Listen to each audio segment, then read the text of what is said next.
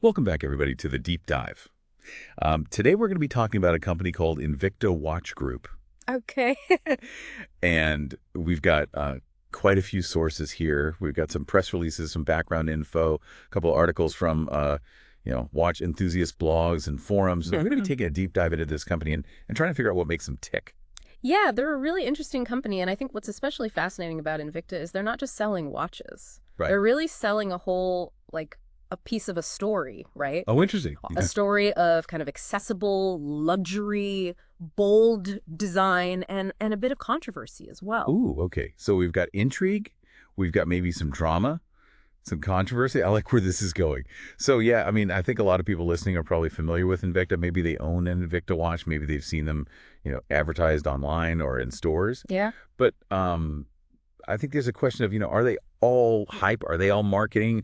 Or is there really something special about these watches and about this company? Yeah, I think that's a great question. And, to really start to understand Invicta, you got to go back to their history. Okay. They were actually founded way back in 1837 in Switzerland. Wow, that's a long time ago. Yeah, really long history. And, they went through a lot of ups and downs over the years. They actually faced bankruptcy in the 1980s. Oh, wow. And then were revived by a group of American owners in 1991. Really? So it's a comeback story, too. It is. It's a comeback story. It's almost as intricate as the gears inside one of their watches. I like that. That's a great analogy. Yeah. So that this, over 100-year-old Swiss company, they go bankrupt, they get bought by Americans. Like, what happened to the core of the company? Like, did their values change, or did they try to stay true to that original Swiss watchmaking spirit? That's a really good question. And what's really interesting is that throughout all of these changes, their commitment to offering what they call supremely crafted timepieces for modest sums, that stayed consistent. So they want to make luxury watches affordable or accessible. Yeah, that's their motto. And it kind of speaks volumes about their overall mission, this idea of democratizing luxury watches. Okay, so that's interesting because I think in a lot of people's minds, luxury and affordability are kind of like opposite concepts, right? Yeah. So they're trying to challenge that. Absolutely. They're trying to say, hey, you don't have to spend, thousands and thousands of dollars to have a beautiful, well-made watch. I see. Now, does that upset some people in the, like the watch world? Oh, yeah. I bet it does. There's definitely a lot of debate about whether they truly achieve that goal of, that accessible luxury. Right. But it's a powerful statement. And it's reflected in everything from their retail strategy to their marketing campaigns. Okay, speaking of retail strategy, Yeah. I noticed that they did something pretty interesting in 2015. They opened a flagship store right in the heart of Times Square here in New York City. Yeah, that was a bold move. I mean, that's prime real estate. You've Yeah. got tourists from all over the world, locals, looking for a unique shopping experience. Why do you think they chose such a high-profile location? I think it was all about creating an experience. Times Square is not exactly known for its subtlety. Yeah, that's true. It's Yeah. all about spectacle. Exactly. So they wanted to create this spectacle, this destination where people could come in and not just buy a watch, but really have an experience. They offered things like free watch sizing, concierge repair services, even exclusive in-store events.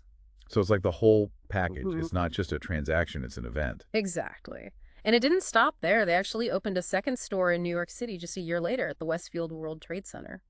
So they were doubling down on that New York City market. They were. It seems like they really wanted to establish a strong presence in one of the, shopping capitals of the world. Yeah, that makes sense. And they also introduced the Invicta card, which offers VIP discounts and special financing options. That's right. It's a clever way to kind of cultivate customer loyalty. Yeah, for sure. So they're thinking about the long game. Yeah. They're not just trying to, make a quick sale. They're trying to build a relationship with their customers. Okay, but let's get to the watches themselves, because I know Invicta is known for its bold designs, and I hear they've got some seriously innovative collections. So tell me what makes an Invicta watch unique. Yeah, so one of the first things that you'll probably notice about an Invicta watch is that they're not afraid to make a statement. Their designs are big, bold, and often very intricate. Okay, and we're going to dive into some of those specific collections in a little bit. But I'm curious about the technology behind these watches. Are they just assembling parts, or are they actually innovating and creating new things? Oh, they're definitely innovating. They have their own in-house design and engineering teams, and they've come up with some really impressive features and complications. One example that comes to mind is the Subakwa Noma V. Okay, I've heard of the Sabakwa line, I think they're dive watches, right? Exactly. And the Noma V is a particularly special model. It actually took them 4 years to develop. 4 years. What? Yeah, they completely reimagined high-end pusher systems. Okay, now, hold on, back up for a second. What are pusher systems, and why should I care if they're high-end? So think of pushers as the buttons on the side of a watch. Okay, got it. They control different functions. Like you might have a pusher to start and stop a chronograph or to adjust the date. Right. Now, the Sabacwa Noma V features a very unique pusher complication. It's this incredibly complex mechanism that uses 36 micro-engineered components and requires over 100 specialist man-hours to assemble. Wow, that's a lot of work for one little button. It is, and this complication ensures water resistance to a very high degree. It's a testament to their commitment to pushing the boundaries of watchmaking. So they're not just slapping together some parts. They're really thinking about the engineering, the functionality, and the durability of these watches. Absolutely. And this dedication to innovation isn't just limited to the Sabacwa line. Back in 2012, they actually launched 36 watches into the stratosphere. It was called the Edge of Space Project. Okay, never heard of this. So they sent these watches up in a weather balloon, and they endured temperatures of nautical 64 degrees Fahrenheit speeds of 773 miles per hour and altitudes exceeding 100,000 feet. So these watches went to space, basically. Pretty much. They wanted to prove the durability of their timepieces. And you know what? What? The watches came back to Earth, and they were still functional. That's incredible. So not only are they making these, stylish watches, but they're really putting them through the ringer. Yeah, they're not afraid to test the limits. Okay, so we've established that they're innovative, they care about quality and durability, but let's talk about those bold designs, because that's really what Invicta is known for, right? Yeah, their designs are definitely one of their defining features. So let's dive into some specific collections. I want to see what makes Invicta tick. Okay, so where do you want to start? Well, let's start with something that maybe I would be interested in. Like, what kind of Invicta watch would you recommend for someone like me? Well, knowing you, I think you might be drawn to the Bolt Zeus Tria. Okay, I've heard of the Bolt Zeus. I think it's one of their more popular lines. What's special about the Tria? Well, it's designed for people who value both functionality and unique design. You know how you're always traveling and dealing with different time zones? Yeah, it's a constant struggle. Well, the Bolt Zeus Tria actually allows you to track 3 different time zones simultaneously. Really? So you can keep track of home time, local time, and even a 3rd time zone for business or personal connections. Wow, that's actually really useful. I can see myself wearing that. And they only handcraft 50 of these watches each month. Oh, so it's exclusive. It is. It creates a sense of, desirability and exclusivity. Okay, I'm sold. What else do they have? Well, there's also the Venom Hybrid Reserve, which is a really cool fusion of their Venom and Sabacwa lines. So it kind of combines the best of both worlds. Oh, interesting. And then there's the Reserve Bolt Zeus Special Dial Edition, which boasts a 53-millimeter case size. 53 millimeters. That's huge. Yeah, it's a statement piece for sure. It also features a precise Swiss quartz movement. Okay, now I've heard that term thrown around a lot. Swiss movement. What does that actually mean, and why is it important? So the movement of a watch is essentially the engine that keeps it ticking. Okay. And Switzerland has a long and prestigious history of watchmaking. So when a watch has a Swiss movement, it's often seen as a mark of quality and precision. So it's like a seal of approval from the experts. Exactly. It adds a level of prestige and value to the watch. I see. And Invicta uses Swiss movements in some of their watches, but not all of them, right? That's right. It depends on the collection and the price point. But they're not just about technical specs. They also understand the importance of brand collaborations. Oh, yeah, I've seen their collaborations. Yeah.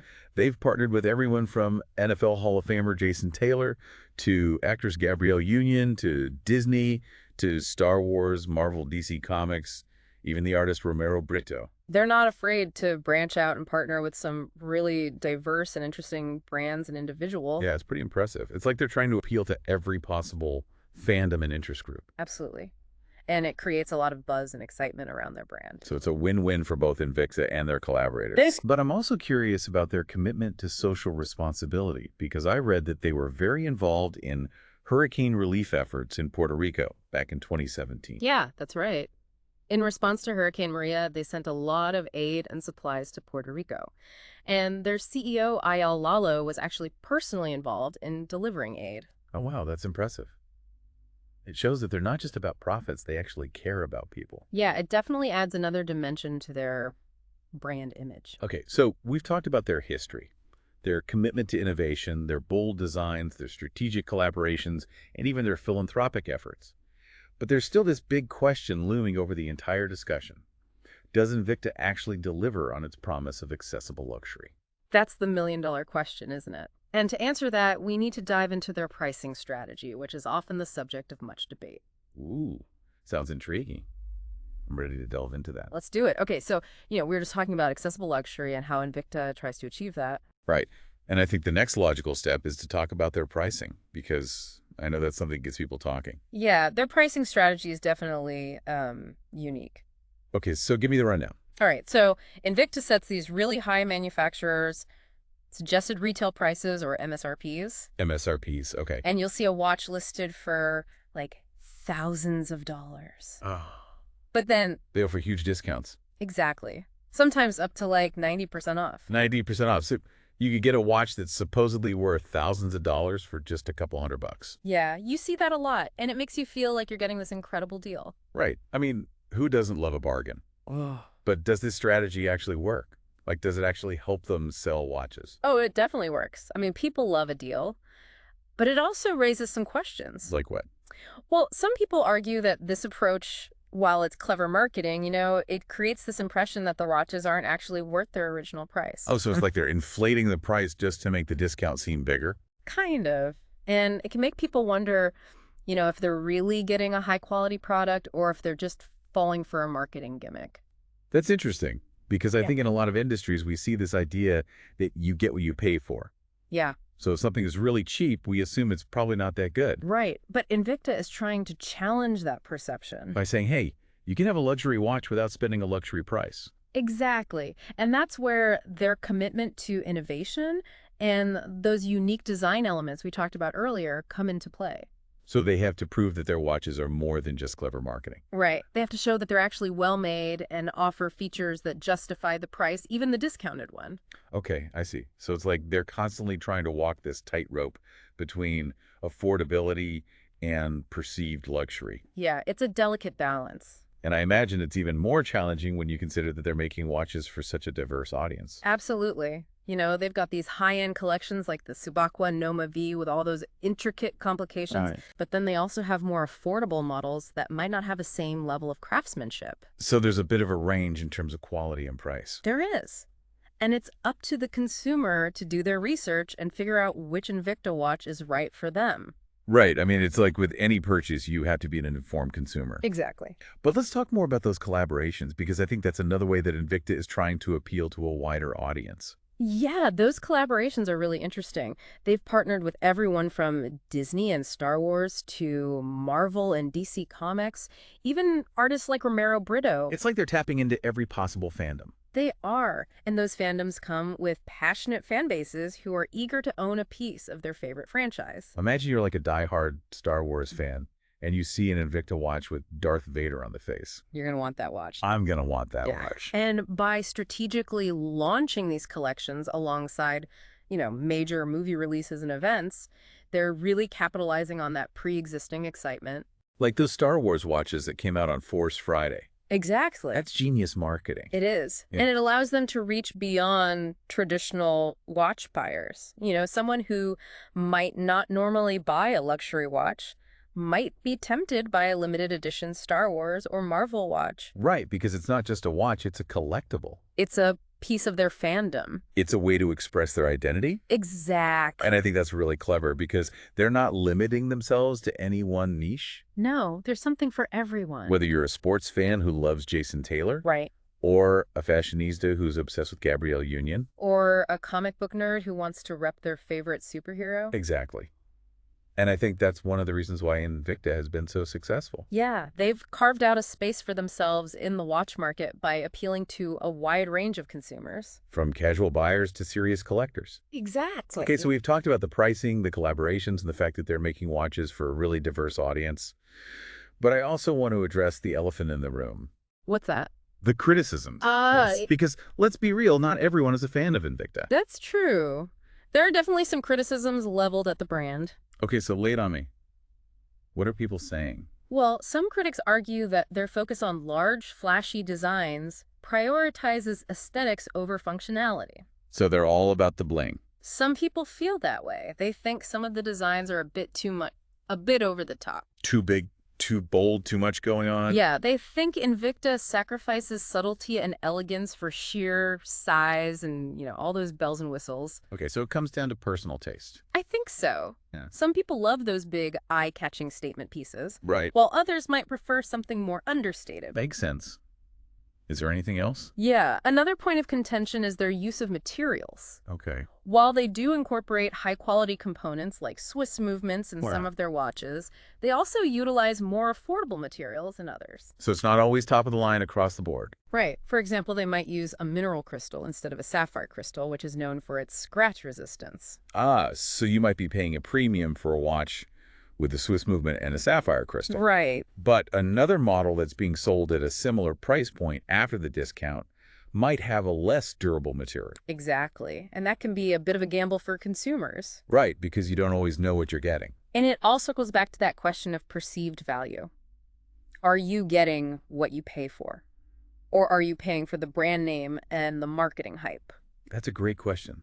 And I think it's one that each consumer has to answer for themselves. Absolutely. But there's no denying that Invicta is a polarizing brand. Oh, yeah. You either love them or you're a bit skeptical. And I think it's because they've really disrupted the traditional watch market. They have. They've challenged this idea that luxury has to be exclusive, that high quality always comes with a high price tag. Right. And that disruption comes with its fair share of complexities and criticisms. But it also forces us to think about how we define luxury and value. Absolutely. Okay, so we've covered a lot of ground here. Invicta's history, their designs, their marketing strategies, those pricing controversies, their collaborations, even their philanthropic efforts. It's been a deep dive. It has. But how do we tie it all together? What's the final piece of this puzzle? I think the final piece is understanding how Invicta fits into the larger watch landscape. How have they impacted the industry? What does their success tell us about consumer behavior and how our definition of luxury is evolving? Ooh, those are some deep questions. They are. And I think they're the perfect way to wrap up our Invicta exploration. I agree. Okay, so we've spent the last hour or so really diving deep into this company, Invicta Watch Group. We have. Their history, their designs, their marketing strategies, those pricing controversies, their collaborations, even their philanthropic efforts. It's been a journey. It really has. But now it's time to zoom out and think about the bigger picture. How does Invicta fit into the larger watch landscape? What impact have they had on the industry? What does their success tell us about consumer behavior and how our definition of luxury is evolving? Big questions. They are big questions, but they're important ones. They are. So let's start with this idea of accessible luxury. Has Invicta truly democratized luxury watches? Or is that just a clever marketing slogan? It's a debate that's been raging in the watch community for years. Yeah, and I'm sure there's no easy answer. There isn't. On the one hand, they've undeniably made mechanically complex watches accessible to a wider audience. Watches that a few decades ago might have been confined to high-end boutiques and the wrists of the ultra-wealthy. Right. They've made these, bold and often very intricate watches available at price points that are, well within reach for a lot of people. Exactly. And they've done it through a combination of factors, embracing technology, using large-scale production, and of course, those very strategic marketing campaigns. But as we've discussed, that very accessibility has also fueled skepticism. Yeah, some traditionalists argue that true luxury lies in exclusivity and craftsmanship, passed down through generations in materials sourced with painstaking care, things that mass production, even skillfully done, can't fully replicate. So it's kind of like that age-old tension between art and commerce. Exactly. Can something remain truly special when it's available to everyone? It's a question that we all grapple with as consumers. And Invicta's success really forces us to confront that question head on. It does.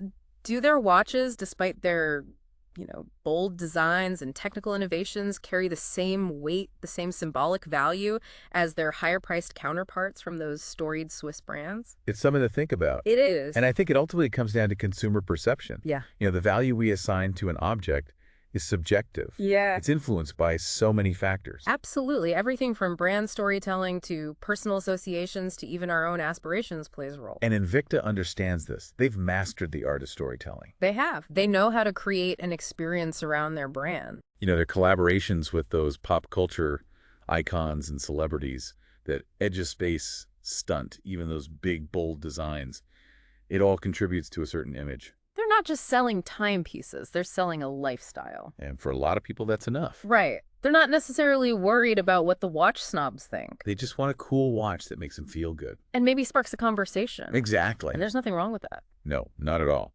The world of watches is vast and diverse.